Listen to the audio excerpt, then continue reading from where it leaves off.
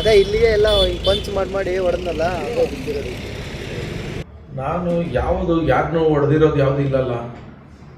ಅಲ್ಲಿ ಕರಪತ್ರ ಹಂಚ್ತಾ ಇದ್ರು. ಕರಪತ್ರ ಹಂಚ್ಬೇಡಪ್ಪ, ಇಲ್ಲಿ ಇದು ಸಮಾಜದ ಫಂಕ್ಷನ್ ನಡೀತಾ ಇದೆ, ಕ್ಷೇಮಾಭಿವೃದ್ಧಿ ಸಂಘ ಕರಪತ್ರಗಳೇನಿದ್ರು ನೀವು ಬೇಕಾ ಸ್ಟೇಜ್ ಹತ್ರ ಎಲ್ಲಿ ಹಂಚ್ಕೊಳ್ಳಿ, ಇಲ್ಲಿಂದ ಹೋಗ್ರಿ ಅಂತೇಳಿ ಕಳಿಸ್ತೀರಿ. ಕಳಿಸಿದ್ಮೇಲೆ ಹಿಂದೆ ಹೋದ್ರು ಏನು ಮಾಡ್ಕೊಂಡ್ರು ಗೊತ್ತಿಲ್ಲ ನಮಗೆ. ನಮ್ಮ ಸಮಕ್ಷಮದಲ್ಲಿ ಯಾವುದೇ ಗಲಾಟೆ ನಾವು ಅವ್ರನ್ನು ಹೊಡೆದಿಲ್ಲ.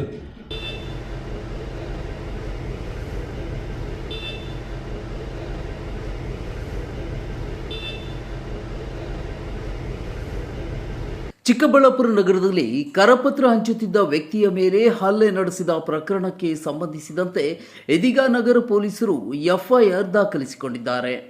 ಕಳೆದ ಫೆಬ್ರವರಿ 18ರಂದು ನಡೆದಿದ್ದ ಈ ಘಟನೆಗೆ ಸಂಬಂಧಿಸಿದಂತೆ ನ್ಯಾಯಾಲಯದ ಅನುಮತಿಯ ಮೇರೆಗೆ ಕ್ರಿಮಿನಲ್ ಪ್ರಕರಣ ದಾಖಲಾಗಿದೆ.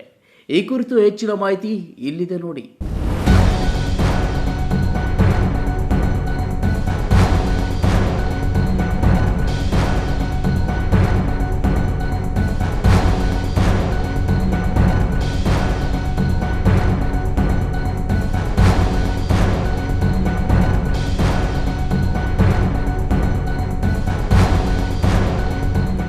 ಚಿಕ್ಕಬಳ್ಳಾಪುರ ನಗರದ ಬಿಬಿ ರಸ್ತೆಯಲ್ಲಿರುವ ಎಲ್ಐಸಿ ಕಚೇರಿಯ ಮುಂಭಾಗ ಕಳೆದ ಫೆಬ್ರವರಿ 18ರಂದು ಅಹೋರಾತ್ರಿ ಪ್ರತಿಭಟನೆಯ ಕರಪತ್ರಗಳನ್ನು ಹಂಚಲಾಗುತ್ತಿತ್ತು. ಈ ವೇಳೆ ಸಂಗಮೇಶ್ವರ್ ಎಂಬುವರ ಮೇಲೆ ಕಿಡಿಗೇಡಿಗಳು ಅಟ್ಟಹಾಸ ಮೆರೆದಿದ್ದಾರೆ. ಕರಪತ್ರ ಹಂಚುತ್ತಿದ್ದ ಸಂಗಮೇಶ್ವರ್ ಅವರ ಬಳಿ ಬಂದ ಸಿ ನಂಜಪ್ಪ, ಮಂಜುನಾಥ್ ಮತ್ತು ಇತರರು ವಿನಾಕಾರಣ ಗಲಾಟೆ ತೆಗೆದಿದ್ದಾರೆ. ಒಂದು ಜಯಂತಿ ನಡೀತಾ ಇತ್ತು, ನಮ್ಮ ಮಾಧ್ಯ ಜಯಂತಿನಾಯಿತು. ಮತ್ತು ನಾವೀಗ ಮಾರ್ಚ್ 16ನೇ ತಾರೀಕಿಗೆ ಒಂದು ಹೋರಾಟ ಇಟ್ಕೊಂಡಿದ್ವಿ, SC ಹೋರಾಟ ಅಂತೇಳಿ. ಅದರದ್ದು ಪಾಂಪ್ಲೆಂಟನ್ನು ಹಂಚೋಣ ಅಂತ ಬಂದ್ವಿ. ಇವನು ನಮ್ಮ ನಿಗಮ ಮಂಡಳಿ ಅಧ್ಯಕ್ಷ ನಂಜಪ್ಪ ಮತ್ತು ಅವನ ಜೊತೆಗಾರ ಒಬ್ಬ ಮಂಜ ಅಂತೇಳಿ, ಖಜಾಂಚಿ ಅಂತೇಳಿ, ಅವನು ಬಂದು ಏಕಾಏಕಿ ನನಗೆ ಹೊಡಿತಾ ಇದ್ರು. ಯಾಕೆ ಅಂತ ಹೇಳಿದ್ರೆ ಇದೆಲ್ಲ ಹಂಚ್ಬಾರ್ದು ಹಾಗೆ ಹೀಗೆ ಅಂತೇಳಿ ಶುರು ಮಾಡ್ತಾರೆ. ನಾನು ಸಮಾಜದಿದೆ ಅಲ್ರಿ, ಸಮಾಜದ ಹೋರಾಟ ಇದು. ಸಮಾಜಕ್ಕೆ ಯಾವ ಸಂಘ ಆದ್ರೇನು, ಈ ಸಂಘ ಆದ್ರೇನು, ಆ ಸಂಘ ಆದ್ರೇನು, ಇನ್ನೊಂದು ಸಂಘ ಆದ್ರೇನು, ಎಲ್ಲ ಮಾಡೋದೆಲ್ಲ ಒಳ್ಳೇದಕ್ಕೆ ಸಮಾಜಕ್ಕೆ. ನೀವು ಯಾಕೆ ಹಿಂಗೆ ಮಾಡ್ತೀರಿ ಅಂತಂದಾಗ ಏಕಾಏಕಿ ಬಂದು ಗುಂಪು ಕೂಡ್ಕೊಂಡು ಎಲ್ಲ ಇದನ್ನು ತಳ್ಳಾಡೋದು ಮಾಡಿ ಆಮೇಲೆ ಇವರಿಬ್ಬರು ಸರಿಯಾಗಿ ಹೊಡೆದರು.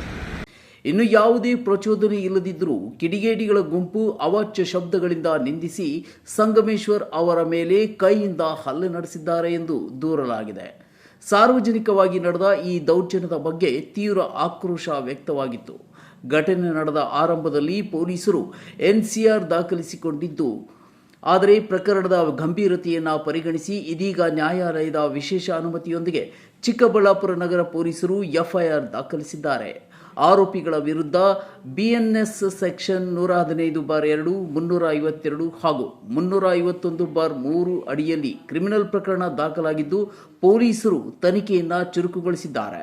ಒಂದು ಘಟನೆ ಆಗಿದೆ ಅಂತೇಳಿ ಮಾಧ್ಯಮದಲ್ಲಿ ಗೊತ್ತಾಗಿತ್ತು ನನಗೆ. ಸಂಜೆ ಗೊತ್ತಾದ ಮೇಲೆ ನಾನು ತಾಲೂಕು ಅಧ್ಯಕ್ಷರಿಗೆ ಫೋನ್ ಮಾಡಿ ಕೇಳಿದೆ, ಏನಪ್ಪ ಇದು ಅಂತ. ಸರ್, ಈಗ ಕಂಪ್ಲೇಂಟ್ ಆಗಿದೆ ನಿಮ್ಮ ಮೇಲೆ ಮತ್ತು ಮಂಜುನವ್ರ ಮೇಲೆ. ಏನಂತಂದರೆ ನೀವು ಹೊಡೆದಿದ್ದೀರಿ ಅಂತೇಳಿ ಕಂಪ್ಲೇಂಟ್ ಆಗಿದೆ ಅಂತ ಹೇಳಿದ್ರು. ನಾನು ಯಾರನ್ನೂ ಹೊಡೆದಿರೋದು ಯಾವುದು ಇಲ್ಲಲ್ಲ. ಅಲ್ಲಿ ಕರಪತ್ರ ಹಂಚ್ತಾ ಇದ್ರು. ಕರಪತ್ರ ಹಂಚ್ಬೇಡಪ್ಪ, ಇಲ್ಲಿ ಇದು ಸಮಾಜದ ಫಂಕ್ಷನ್ ನಡೀತಾ ಇದೆ, ಕ್ಷೇಮಾಭಿವೃದ್ಧಿ ಸಂಘ ಕರಪತ್ರಗಳೇನಿದ್ರು ನೀವು ಬೇಕಾ ಸ್ಟೇಜ್ ಹತ್ರ ಎಲ್ಲಿ ಹಂಚ್ಕೊಳ್ಳಿ, ಇಲ್ಲಿಂದ ಹೋಗ್ರಿ ಅಂತೇಳಿ ಕಳಿಸ್ತೀರಿ. ಕಳಿಸಿದ್ಮೇಲೆ ಹಿಂದೆ ಹೋದ್ರು ಏನು ಮಾಡ್ಕೊಂಡ್ರು ಗೊತ್ತಿಲ್ಲ ನಮಗೆ. ನಮ್ಮ ಸಮಕ್ಷಮದಲ್ಲಿ ಯಾವುದೇ ಗಲಾಟೆ ನಾವು ಅವ್ರನ್ನೂ ಹೊಡೆದಿಲ್ಲ. ಅದು ಅವ್ರು ಹೊಡೆದಿದ್ದಾರೆ ಅಂತೇಳಿ ಏನಾಗಿದೆ ಅಂತಂದರೆ, ಈಗ ಕ್ಷೇಮಾಭಿವೃದ್ಧಿ ಸಂಘದವರು ಈಗ ಅಲ್ಲಿ ಅಧ್ಯಕ್ಷಗಳು ಚೇಂಜ್ ಹಾಕ್ಕೊಳ್ತಾ ಬರ್ತಾ ಇದ್ದಾರೆ. ಅದಕ್ಕೆ ಉಪಾಧ್ಯಕ್ಷರು ಹೇಳ್ತಾರೆ ಅದರ ವಿಷಯ ಏನೋ. ಅದು ಅವರು SC ಹೋರಾಟ ಸಮಿತಿ ಅಂತ ಮಾಡಿಕೊಂಡು SC ಹೋರಾಟ ಮಾಡೋಣ ಅಂತೇಳಿ ಮಾಡ್ತಾ ಇದ್ದಾರೆ. ಅದು ಕರಪತ್ರ ಮಾಡಿದ್ದಾರೆ ಅಂತ ಅದು ನಮಗೆ ಗೊತ್ತಿಲ್ಲ. ನಾವು SC ಹೋರಾಟ ಸಮಿತಿದು ನಿನ್ನೆ ಮುಳಬಾಗ್ಲಲ್ಲಿ ನಾವು ಪೂಜಾ ಕಾರ್ಯಕ್ರಮ ಇಟ್ಕೊಂಡು ಅಲ್ಲಿಂದ ಪ್ರಾರಂಭ ಮಾಡಿದ್ರಿ. ಅಲ್ಲಿ ಎಲ್ಲ ತಾಲೂಕುಗಳನ್ನು ಕರೆಸಿ ಡೇಟ್ಗಳನ್ನ ಫಿಕ್ಸ್ ಮಾಡಿ ಮತ್ತು ಚಿಕ್ಕಬಳ್ಳಾಪುರದಲ್ಲಿ ನಿನ್ನೆ ಕಾರ್ಯಕ್ರಮ ಇದ್ದಿದ್ದಕ್ಕೆ ನಿನ್ನೆ ಎಲ್ಲ ಪೂರ್ವಭಾವಿ ಸಭೆ ಮಾಡಿದ್ವಿ. ಮಾಡಿಬಿಟ್ಟು ನಾವು SC ಹೋರಾಟ ಮಾಡ್ತಾ ಇರೋದು ಸರಿ ಅಷ್ಟೇ. ನಮ್ಮದು 1933 ಸಂಘ, ನಮ್ಮದೇ ಆದ ಶಕ್ತಿ ಇದೆ. ನಾವು ಮಾಡೋದಕ್ಕೆ ನಮಗೆ ಇಡೀ ರಾಜ್ಯದ ಎಲ್ಲ ತಾಲೂಕುಗಳಲ್ಲಿ ನಮ್ಮ ಶಾಖೆಗಳಿದ್ದಾವೆ. ನಾವು ಅವ್ರ ಮುಖಾಂತರ ಮಾಡುತ್ತೀನಿ ಅನ್ನೋದು ಗೊತ್ತಾಗಿ ಅವರು ಈಗ ಎಲ್ಲವೂ ಫೈಲೂರ್ ಆಗ್ತಾರೆ, ಬರೋದು ಹತಾಶರಾಗಿ ನನ್ನನ್ನು ತೇಜವಧ ಮಾಡೋಕ್ಕೋಸ್ಕರನೇ ಇದು ಒಂದು ಪಿತೂರಿ ಅಂತಲೇ ನಾನಂತೂ ಆರೋಪ ಮಾಡ್ತಾ ಇದ್ದೀನಿ. ಯಾಕೆಂದರೆ ನಾವು ಏನು ನಿಗಮದ ಅಧ್ಯಕ್ಷರಾದರು ಇವರು ಅದಕ್ಕೆ ಇವ್ರನ್ನೇನಾದರೂ ಮಾಡಿ ಅವ್ರಿಗೆ ಕಾಲೆಳೆಯಬೇಕು, ಅವ್ರಿಗೆ ಅವಮಾನ ಮಾಡಬೇಕು ಅಂತ ತೇಜವಧ ಮಾಡೋಕ್ಕೋಸ್ಕರನೇ ಇದನ್ನು ಮಾಡಿದ್ದಾರೆ. ನಾವು ಯಾರಿಗೂ ಅವ್ರ ಮ್ಯಾನ್ ಹ್ಯಾಂಡ್ಲಿಂಗ್ ಆಗಲಿ ಯಾರಿಗೂ ಮಾಡಿಲ್ಲ. ಸುಮ್ಮನೆ ಅವ್ರು ನನ್ನ ಕರಪತ್ರ ಹಂಚ್ಬೇಡಿ ಅಂತ ಹೇಳಿ ಕಳಿಸಿರೋದಕ್ಕೆ ಪೊಲೀಸವರೇ ಇದ್ದಾರೆ, ಅವ್ರು ಸಾಕ್ಷಿ. ಹೋಗ್ರಿ ಅಂತೇಳಿ ಹಿಂದೆ ನಾನು ಕಳಿಸ್ಬಿಟ್ಟೆ, ಹೋಗ್ರಿ ನೀವು ಅಂತೇಳಿ ಹಿಂದೆ ಕಳಿಸಿರೋದು ಪೊಲೀಸವರು ಎಲ್ಲ ನೋಡ್ತಾ ಇದ್ರು. ಅಷ್ಟು ಬಿಟ್ಟರೆ ನಾವು ಯಾವುದೂ ಅವ್ರನ್ನ ಹೊಡೆದಿರೋದಾಗಲಿ ಆಗಲಿ ಮಾಡಿಲ್ಲ.